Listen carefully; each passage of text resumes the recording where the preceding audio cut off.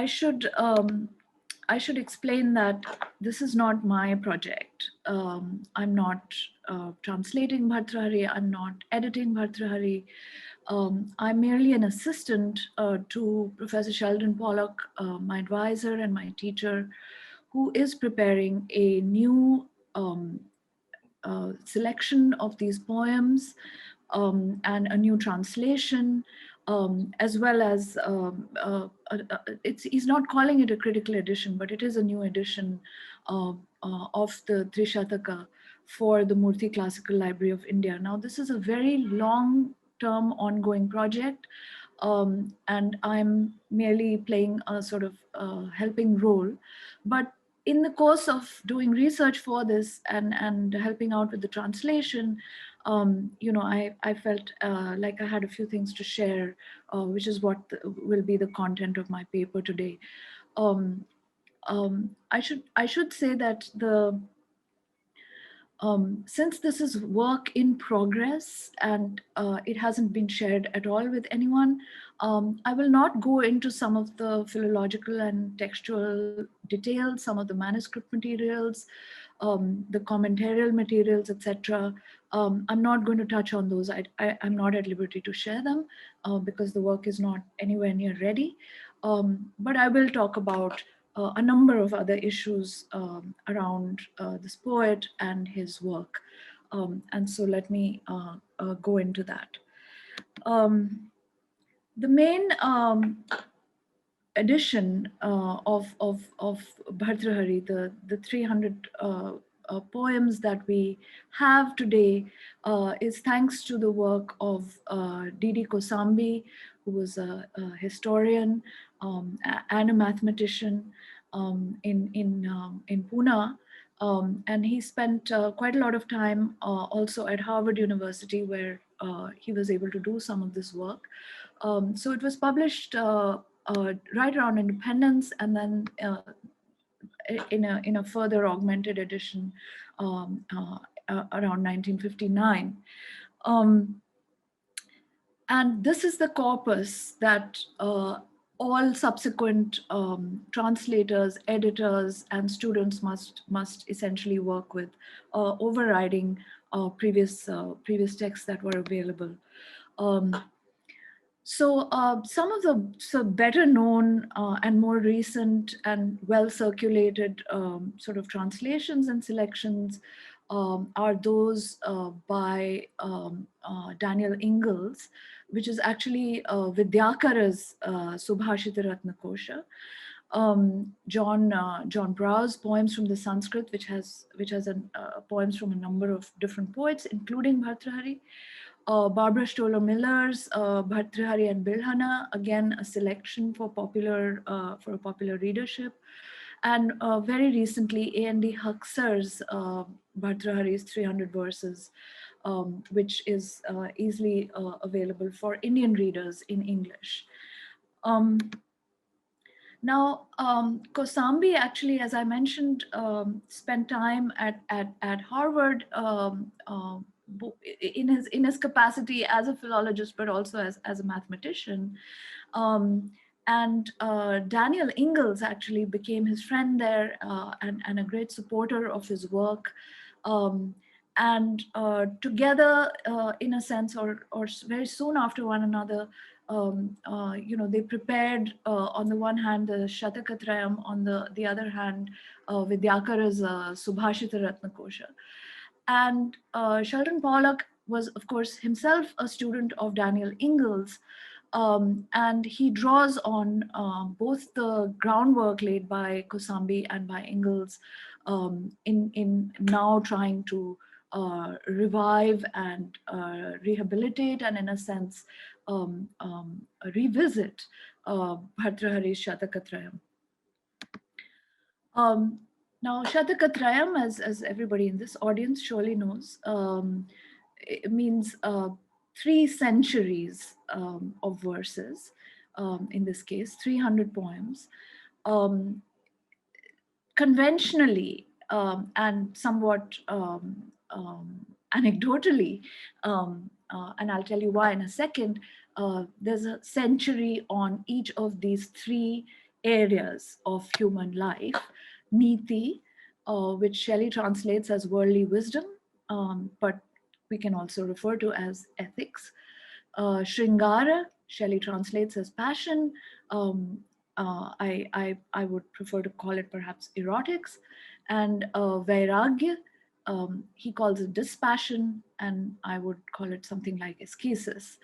Um, but I mean, there's really, I mean, those are just personal choices. There's nothing sort of intrinsically better or worse about them, and we all understand how complex and multivalent and heavy with meaning and with intertextual referentiality and with intellectual history, all these three terms really can be in Sanskrit discourse. Now, I'll return to this question of the number of these verses. You know, are we really looking at 300, or are we looking at something less or more? Now, anyone with a passing acquaintance with Sanskrit, the history of Sanskrit literature, knows that there are at least two Bhartṛharis that come to mind. One is the Vaiyakarana, the grammarian, who was quite early, could have been as early as the 3rd or 4th century. And he's the author, most famously, of the Vakyapadiya, which has a certain theory of linguistic meaning grounded in words and sentences. And this theory we know as Spota or Spotavada. And there's another Bhartṛhari who is a poet and the author of the Trishataka, which is what we're looking at today. And he's somewhat later, possibly in the 7th century. And you know, there's a great deal of literature on the dates of both these figures. I myself have looked at Kusambi and Pollock, of course, at Ingalls, at Kale, more recently at Radha Vallabh Tripathi, who even today has written extensively on the grammarian Bhartṛhari. So it's a range of dates, as with everything else. But conventionally, and for a long time, modern scholars relied on an account by I Ching, the Chinese traveler. And he actually appeared to conflate both these characters. So he suggested that there was a Bhartṛhari who both wrote this great philosophical text of Vyakarana, of grammar, and of the theory of language and meaning, and wrote these poems about passion and dispassion, about renunciation and attachment, and about ethics and how to live in the world. So he's the one actually who created the confusion, which has persisted into the present times. But through a variety of studies, we now pretty clearly know that these two are not the same.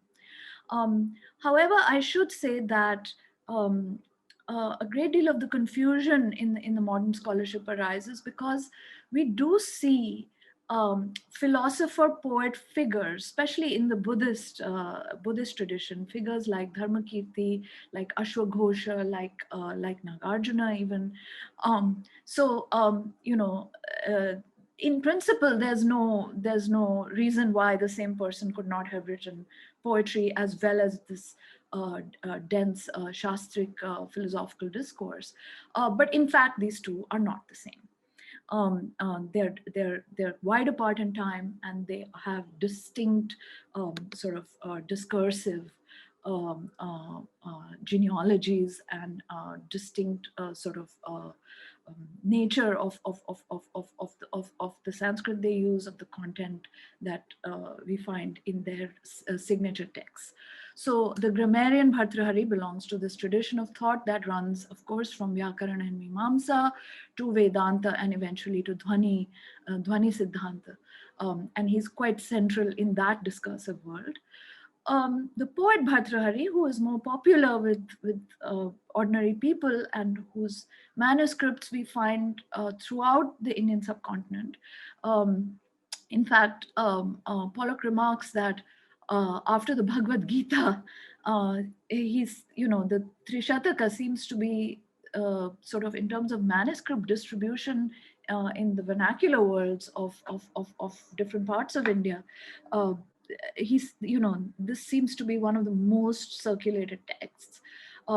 So he's a kind of household name for a certain kind of reader, and the poet belongs in a different discursive and literary world, where you think of Kalidasa and Bhavabhuti, you think of Birlana, you think of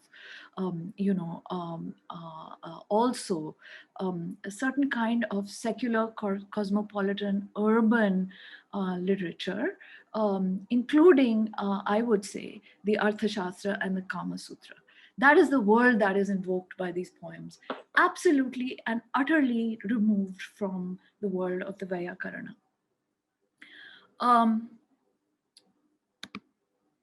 So there are actually many legends and myths and stories and history-like anecdotes about Bhartrhari that circulate in the popular as well as in the sort of classical worlds. One of the most sort of typical stories when you say the name Bhartrhari to somebody who's not, a philologist or a scholar or historian, and if they know the name, then they know the story that he was somebody who vacillated between kingship and renunciation. And the reason that he kept trying to take sannyas and leave his his rajya and his worldly pursuits was because of heartbreak, and that he was cuckolded by his wife, and eventually decided that not only was she not worth it, but no part of his worldly sort of life and lifestyle was really worth it, and he should seek a sort of higher liberation. But he couldn't stick with it. And he kept coming back in a sense. So there's a kind of vacillation that marks this story of Bhartrhari. Now there's another set of stories or sometimes they overlap as well, that associate him with Ujjain and with the family of King Vikramaditya. Now, Vikramaditya has a tendency to attract all kinds of apocryphal stories, as you know, through the stories of Vikram and Betal, and has a sort of colorful personality, which also invites other colorful personalities. So Bhartrhari is one of them. He's a nobleman. He's a relative of Vikramaditya, and having had his heart broken, etc., he then flirts with renunciation in a sense. Some of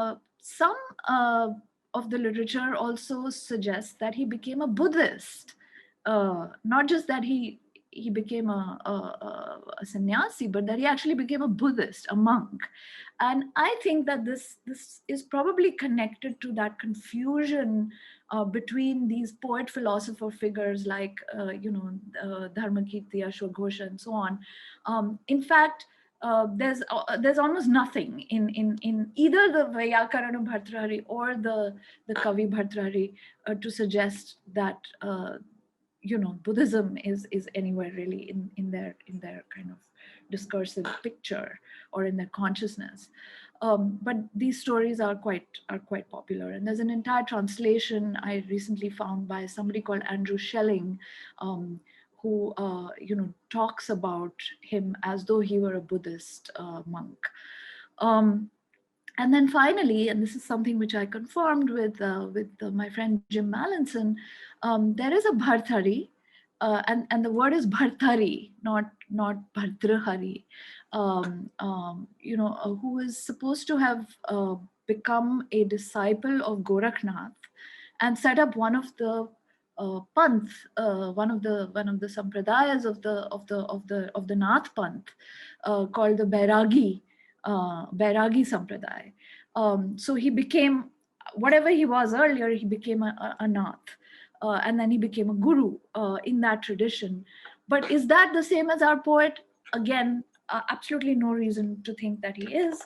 But if you go to central India, to Madhya Pradesh, to Jain and surrounding areas, even to parts of southern Uttar Pradesh, as far east as Bihar, there's a lot of poetry circulating, which is attributed to this Bhartṛhari, right? Who may or may not have been a Nath Yogi, and who may or may not have been related to the king Vikramaditya and so on. So there's a great confusion of these, proliferation of these stories, which we shall see don't necessarily have much bearing on the actual poetry.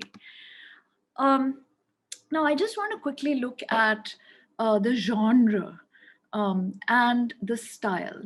I told you earlier that there's a strong connection between the the shataka as a form, and this idea that it would have 300 of whatever textual units, but there's also, I mean, a lot of Bhartrhari is often quoted, for example, in the Subhashita Ratna Kosha of Vidyakara, which Ingalls translated. So Shataka as a kind of form based on 100 textual units is a genre, and there are other texts, I'll just talk about them. And Subhashita, of course, is not exactly high poetry or classical kavya. It is more in the nature of proverbs, popular wisdom, sayings, sort of versified, worldly wisdom, well-spoken, small sort of nuggets of wisdom. That's what the Subhashita literally means. And the Trishataka of Bhartrhari that we have before us today in its various versions has some of both these characteristics. On the one hand, we find some 900 verses across various manuscripts, across various languages, across various recensions in different parts of India, which are attributed by somebody or other at some point in time or other to Bhartrhari. On the other hand, Kosambi is able to isolate me only just about 200. So it's not 300 ever exactly. It goes between 900 and 200, but it's difficult to actually arrive at this 300 number. But conventionally, it is thought to be Trishataka with the symmetrical sort of equivalent distribution between Niti, Shringara, and Vairagya. And a lot of this poetry is it is kind of formulaic. It is repetitive. It is, in the nature of these general pronouncements about the futility of life, about, the ways of love and heartbreak, about, the necessity for us to face up to our mortality and so on. There's a lot of this kind of banality, formulaic and generic kind of wisdom, and that participates. And it's also very well known, and it's very popular, and it's circulated a lot. So that participates, I would say, in the style of the Subhashita, right? The genre of the Shataka and the style of the Subhashita. This is something that we see. And so these are, I beg your pardon, these are other texts which are usually sort of, we can think of them as being in the neighborhood of the Trishataka, although they may be earlier or later, they may be in Sanskrit or Prakrit, they may be compendia, or they may be identifiable by a single author, or at least attributed to a single author. And these include the Gatha Saptashati, the Sattasai, the Amaru Shataka, the Subhashita Ratna Kosha, and so on. And there are other texts of this kind of family, I would say broadly, which partake of either the Shataka or the Subhashita or both.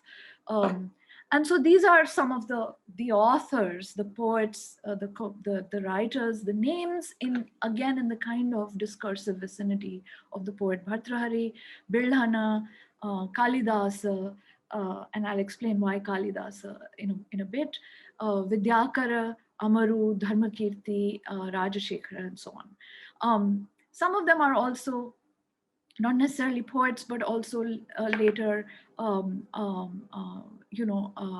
people who write about poetics and who write about Kavya Shastra and Alankara Shastra and who write about aesthetics. And there, Bhartrhari is often held up as an exemplar.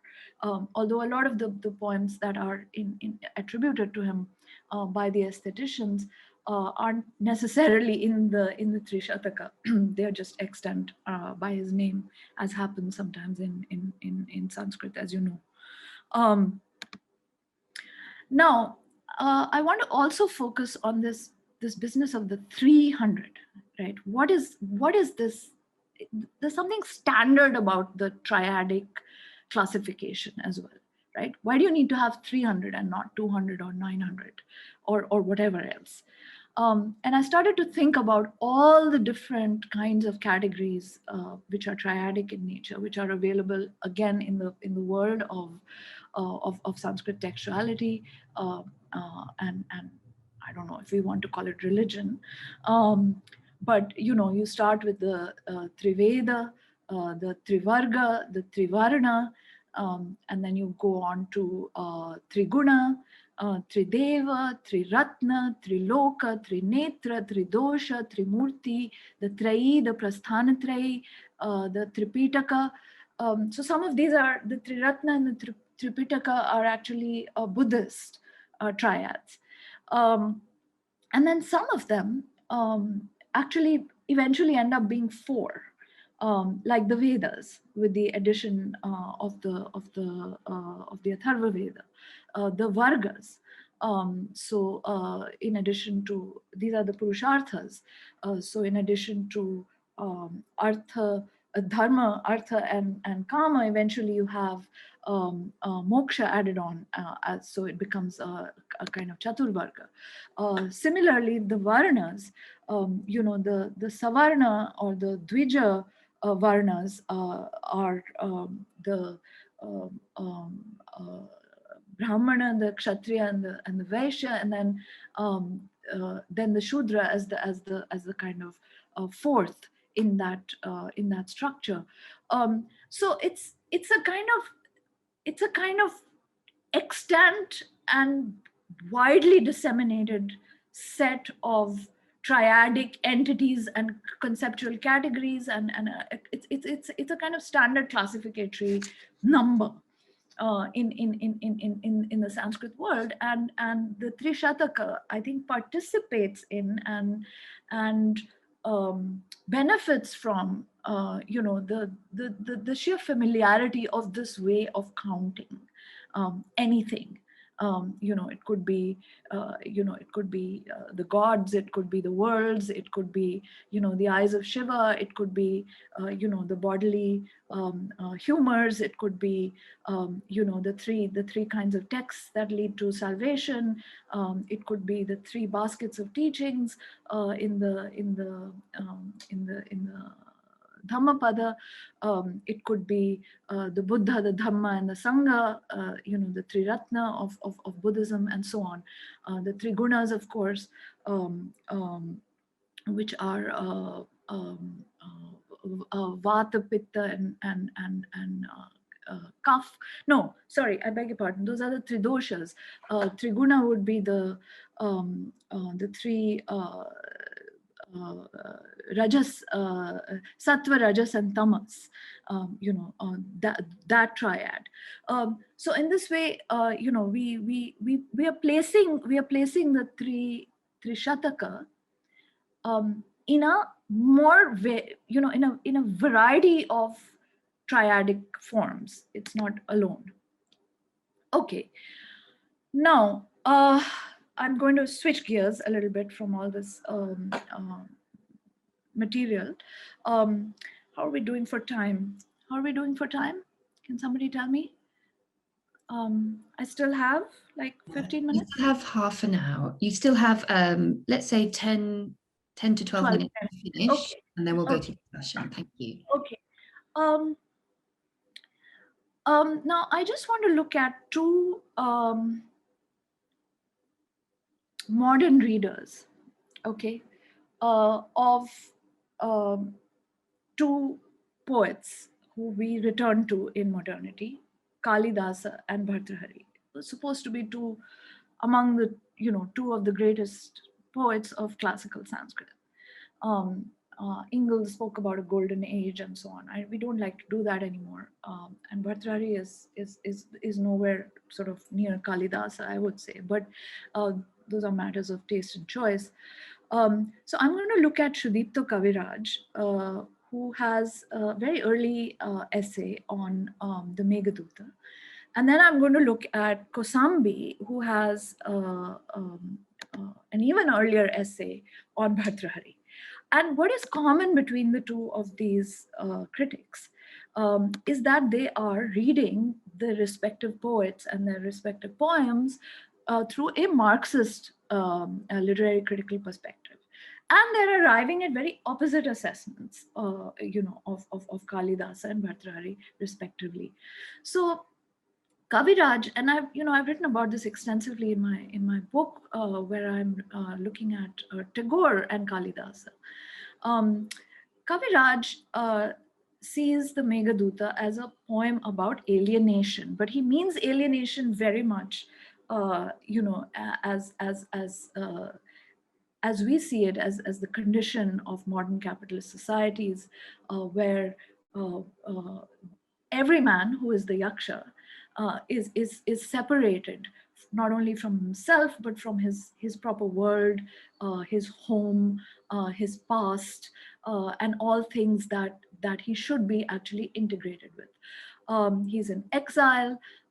He is not a king. He is not, a hero. He is not a god. There is nothing heroic about this protagonist.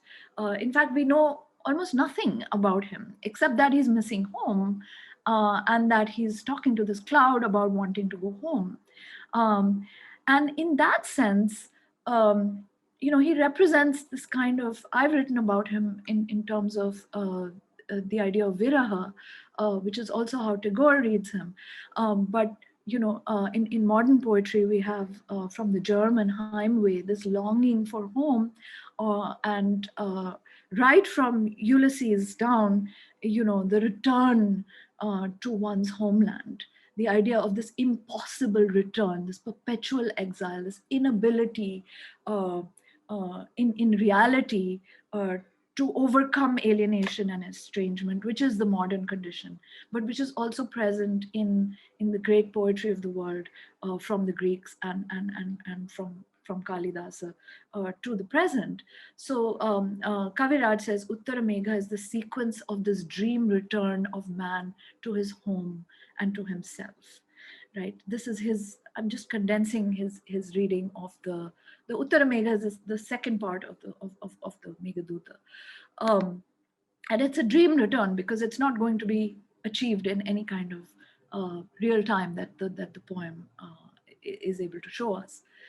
Now here we have Kosambi, maybe 35 years before that, reading Bhartṛhari when he's preparing his critical edition, his Editio Princeps, and he he's looking at Vairagya as the central category, and he finds also as a Marxist that this is a poetry that is frankly elitist. It's written by a frustrated Brahmin, and the only reason we remember it is because that same class of people, of readers, actually continue to canonize it and memorize it and hold it up as a great exemplar of Sanskrit poetry, which it clearly isn't. According to Kosambi, it's full of class contradictions. It's a poetry of leisure. It shows a world in social decay, and this especially, with the section on Shringara, which is pretty wanton in a sense, and has so much kind of materialistic and sensual indulgence, which is also kind of there's a kind of lackadaisical attitude to love and to sexuality and to these dalliances that the poet describes. There's also a tone of, he says this is not authentic renunciation, right? Like you see in the Buddha. For example, this is a kind of peevishness. Here's this character who's sort of fed up with his love life. He's fed up with his, his colleagues and his family and like the community he lives in, and that's why he's saying, "I'm going to leave everything. I don't care about anything. I'm going away." This is not, a real renouncer.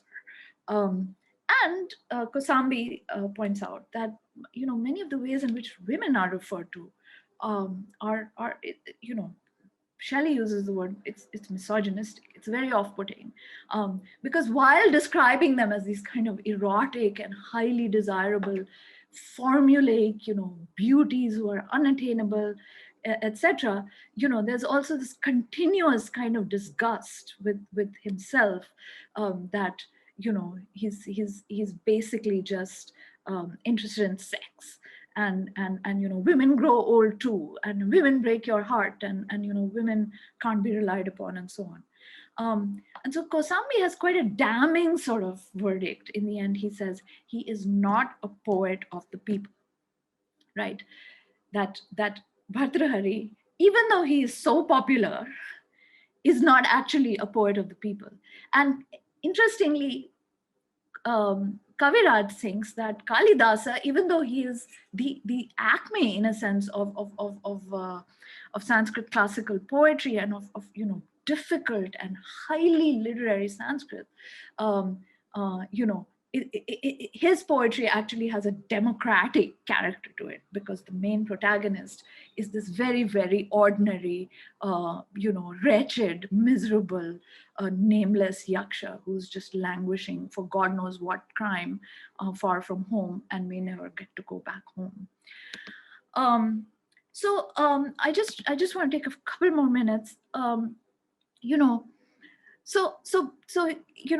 Kosambi, unfortunately, I mean, for himself, I mean, he's so critical of this poet, but he also understands that this poetry has survived for 2 millennia, or give or take, and there must be a reason. He keeps finding all these hundreds of manuscripts, and it's so hard for him to create this kind of core kind of text that has survived. And he says there must be something in Bhartrhari that people can hear as an individuated consciousness, as a literary signature, as a voice, which is not a compendium.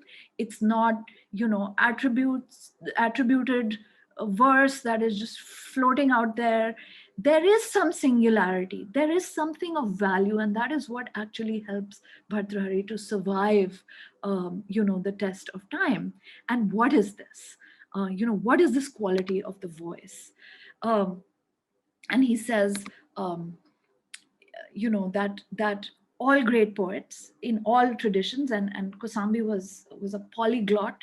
He was a polymath and a polyglot, so he could read poetry in Persian, in Greek, in German, and in all the Romance languages, in Sanskrit, in Prakrit, and Pali, whatever. He could read all these different kinds of poetry, and he names Virgil, Horace, Sadi, Dante, Shakespeare, Keats, Shelley, Goethe, Cellini, as these poets with voice. And this is a discussion which actually Shelley is also developing, and I'm also trying to develop through other readings of Ezra Pound, of Agamben, a larger theory of the connection between poetic voice, a poetic utterance, and the question, what is a classic? So here it's, for example, the voice of Bhartrhari, which anybody who knows Bhartrhari will know this verse. This is from the Vairagya Shataka, where he says, Bhoga na bhukta vayameva bhukta, tapo na taptam vayameva tapta, kalo na yato vayameva yata, trishna na jirna vayameva jirna. Right? Now this is Bhartrhari. This is not somebody else. It's not a grammarian. It's not, a disillusioned king. This is a poetic voice, right? and how are we going to understand as literary critics, as readers, as historians, what is the nature of this voice? What does it achieve that continues to appeal to us? So I'm just going to close now just with a couple of examples. The Shatakas are arranged conventionally as well as by Kosambi and following him by Pollock in the order Niti first, then Shringara, then Vairagya. And this is a kind of arc of the ethical journey. Now, there is no narrative, there are no characters, there is no plot structure, there is no story being told here. There is no consistently, invoked character as such, right? Often the poet speaks in first person singular, but very often he speaks in first person plural. For example, in this verse here, right? It's Vayam. So he, in a sense, he's speaking for mankind, for human experience, right? But he's traveling the gamut from Niti, you know, figuring out the ethics of everyday life, worldly wisdom, right, to Shingara, to passion, to erotics, right? And then moving away from both into Vairagya or renunciation or ascesis, right? That is the kind of ethical arc. And I think um, the two factors of the ethics of the ethical nature of this poetic endeavor, as well as the signature voice of Bhartṛhari that comes through despite the repetition and despite the kind of banality of the Subhashita, kind of proverbial nature of some of these poems, and despite the misogyny, I should also add, those two things really combine to make this a powerful and living poet. So I'm just going to read you very quickly a couple of examples. All the examples I'm going to give today are from Vairagya because I actually like this book the most. The others are neither here nor there in my opinion. And here, the last line of this, the last segment of this, where he says, there's a futility to all kinds of engagement, and then poetry too. Sometimes he's unable to express, that poetic voice within him. He says, "Jirna mange subhashitam." My poetry dies in my throat. Then here he says, this is one of the most moving verses I think in all of Sanskrit probably, where he says that what did he achieve really as an adult? What did he do? He didn't achieve dharma. He didn't achieve any kind of consummation of his desires, right? And he says in the end, Matu Kevalam eva yauvana vanachede kuthara vayam. Right?